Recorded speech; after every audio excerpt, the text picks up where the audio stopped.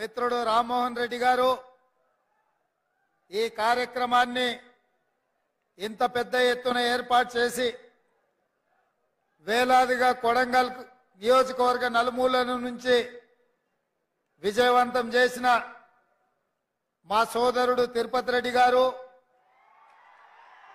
మాజీ శాసనసభ్యులు పెద్దలు గురునాథ్ రెడ్డి గారు ఈ కార్యక్రమానికి ఈ గొప్ప శుభ సందర్భంలో వేలాది కోట్ల రూపాయలు మంజూరు చేసి కొడంగల్ ప్రజల యొక్క ఆనందంలో భాగస్వాములు కావడానికి ముఖ్య అతిథులుగా విచ్చేసిన పెద్దలు సాగునీటి పారుదల శాఖ మాత్యులు ఉత్తమ్ కుమార్ రెడ్డి గారికి, కోమటిరెడ్డి వెంకటరెడ్డి గారికి, జూపల్లి కృష్ణారావు గారికి, ఉమ్మడి మహబూబ్ నగర్ జిల్లా నుంచి వచ్చిన వివిధ శాసనసభ్యులకు, వికారాబాద్ పరిగి తాండూర్ శాసనసభ్యులకు, స్పీకర్ గడ్డం ప్రసాద్ కుమార్ గారికి, మంత్రివర్యులు పెద్దలు దామోదర్ రాజ నరసింహ గారికి, అదేవిధంగా రంగారెడ్డి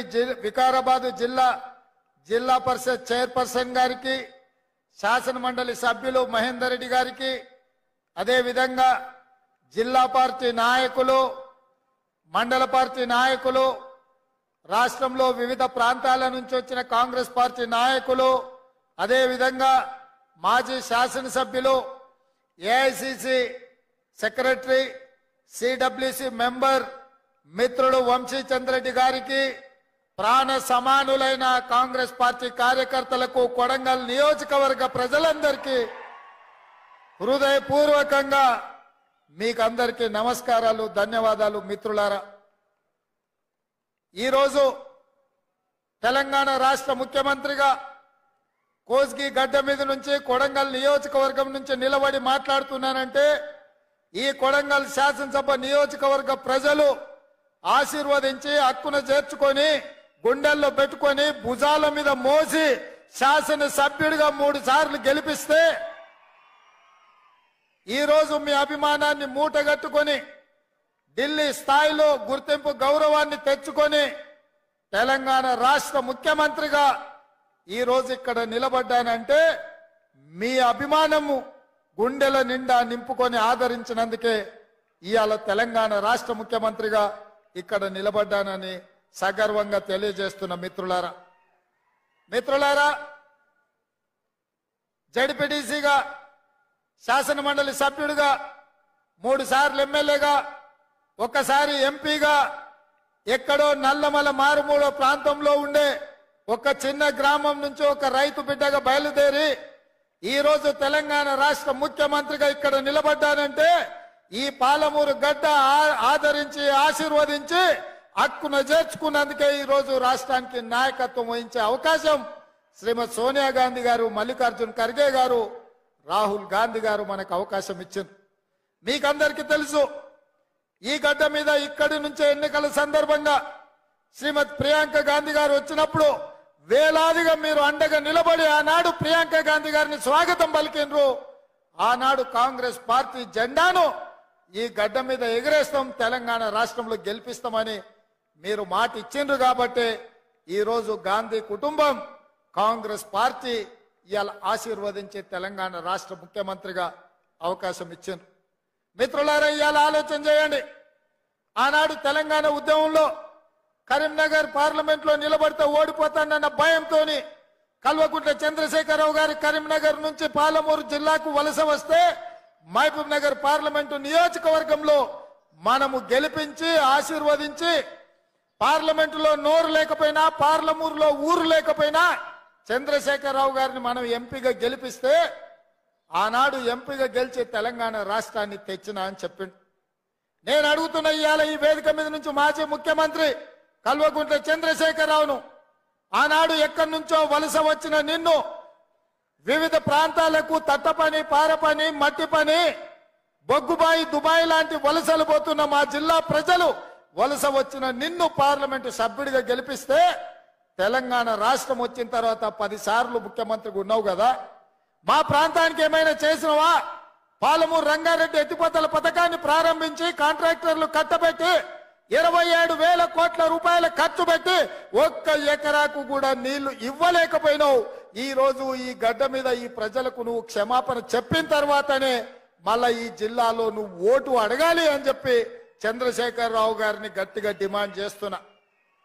10 సంవత్సరాల సుదీర్ఘ కాలం 1,000 కోట్ల రూపాయల ఖర్చు పెట్టినా అదనంగా ఒక్క ఎకరాకు పాలమూరు రంగారెడ్డి ఎత్తిపోతలతో నీళ్లు ఇవ్వలేదు. మా ప్రజల్ని నమ్మించినావు, మా ప్రజల్ని నట్టేట ముంచినావు. ఆనాడు పెద్దలు చిన్నారెడ్డి గారు ప్రారంభించిన తెలంగాణ ఉద్యమం చీమలు పెట్టిన పుట్టలో పాములు దూరినట్టు ఆ ఉద్యమంలో నువ్వు దూరి ఇవాళ తెలంగాణ రాష్ట్రాన్ని పట్టి పీడించినావు. అయినా ఈరోజు ప్రజలు చీదరించి ఓడగొట్టి ఇంట్లో కూర్చోబెడితే ఇంట్లో కూర్చోకుండా మళ్ళా సిగ్గు లేకుండా తగుదునమ్మా అని బయలుదేరిండు. అల్లుడేమో నల్గొండ నుంచి, కొడుకేమో మహబూబ్ నగర్ నుంచి పాదయాత్రలు చేపడతారంట. చీకొట్టినా సిగ్గు రాలే మీకు. ఈ జిల్లాలో 14 సీట్లుంటే 12 ఇట్ల బండకేసి కొట్టి బొంద పెట్టినా ఏ మోకం పెట్టుకొని పాలమూరు జిల్లాకు వస్తావని చెప్పి నేను ఈ వేదిక మీద నుంచి అడగదలుచుకున్న చంద్రశేఖరరావు. నువ్వు భీమా పూర్తి చేసినావా, నెట్టంపాడు పూర్తి చేసినావా, కోయిల్ సాగర్ పూర్తి చేసినావా, కల్వకుర్తి పూర్తి చేసినావా, SLB పూర్తి చేసినావా, దేవాదుల పూర్తి చేసినవా, ప్రాణహిత చెవెళ్ళ పూర్తి చేసినవా?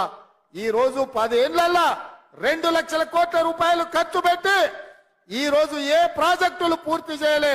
ఉమ్మడి రాష్ట్రంలో సమైక్య పాలనలో జరిగిన అన్యాయానికంటే, ఆనాడు జరిగిన నీళ్ల దోపిడీ కంటే నువ్వు ముఖ్యమంత్రి అయిన తర్వాతనే తెలంగాణకు తీరని నష్టం జరిగింది.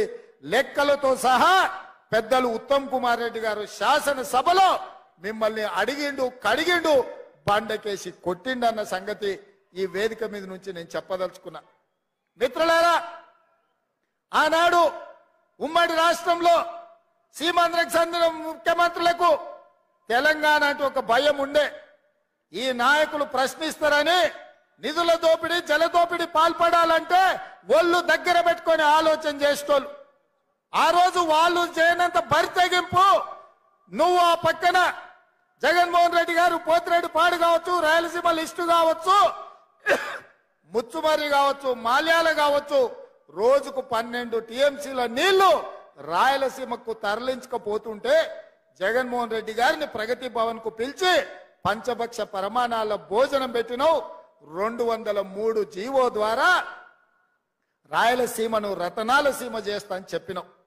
రోజమ్మ పిలిచి నీకు రాగి సంకటి నాటుకోడు పులుసు పెట్టంగానే పులుసు తిని అల్చు ఇచ్చి బలిచిపోయి రాయలసీమకు నీళ్లు ఇస్తాన్నావు. గాని పాలమూరులో నిన్ను పార్లమెంటుకు పంపిస్తే మా ప్రాజెక్టులు ఎందుకు పూర్తి చేయలేదని నేను ఆ సోయి లేని దద్దమ్మలను నేను అడుగుతున్న ఈ వేదిక మీద నుంచి. మేం చేసిన నేరమేంది? పాలమూరు జిల్లాను ఎడారిగా మార్చి ఈ రోజు ఇంకా వలసలు ఆగకుండా అన్యాయం చేసి ఇవాళ మళ్ళీ రేపు పార్లమెంట్ ఎన్నికలలో ఓట్లు అడగడానికి వస్తాడంట. నేను అడుగుతున్న చంద్రశేఖరరావును, ఈ 10 ఏళ్లలో మా జిల్లా పేరులో, మా జిల్లా అభివృద్ధి ముసుగులో వేలాది కోట్ల రూపాయలు కాంట్రాక్టర్లకు ఇచ్చి కమిషన్లు కొట్టి పాలమూరును ఎండబెట్టినావు. కొడంగల్ ఎడారిగా మారింది, వలసలు ఆగలేదు. ఇవాళ మేము ఓట్లు అడగాలంటే కొడంగల్ కాదు పూనా పోవాల్సి వస్తుంది. ఎందుకు మా లంబాడి సోదరులు తండాలు వదిలి పూనా, బొంబాయి ప్రాంతాలలో నివసిస్తున్నారంటే ఈ ప్రాంతం ఎడారిగా ఉంది కాబట్టి మా బిడ్డలు ఇవాళ వలస పోతున్నారు. అందుకే ఆయన నేను చెప్పిన, మీరు నాటిన మొక్క ఇవాళ పెద్దదైంది, వృక్షమైంది, రాష్ట్రానికి నీడిచ్చే పరిస్థితి వచ్చింది. మీరు ఆదరించి అత్యధిక మెజారిటీతో గెలిపించండి.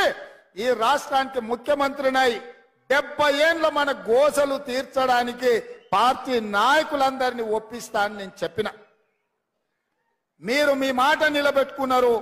నేను కూడా పెద్దల అండతో, ఉత్తమ్ కుమార్ రెడ్డి గారి అండతో, కోమటిరెడ్డి అండతో, జూపల్లి గారి అండతో, దామోదర రాజనరసింహ గారి అండతో, ఇతర మంత్రులు పెద్దలు, ఉప ముఖ్యమంత్రి బట్టి విక్రమార్క గారి అండతో ఇవాళ 60 రోజుల్లో 5,000 కోట్ల రూపాయలు ఇవాళ ఈ గడ్డ మీదకి తీసుకొని వచ్చిన మిత్రులారా, ఎన్నడైనా ఎప్పుడైనా ఎవరైనా కలలోనైనా ఊహించారా?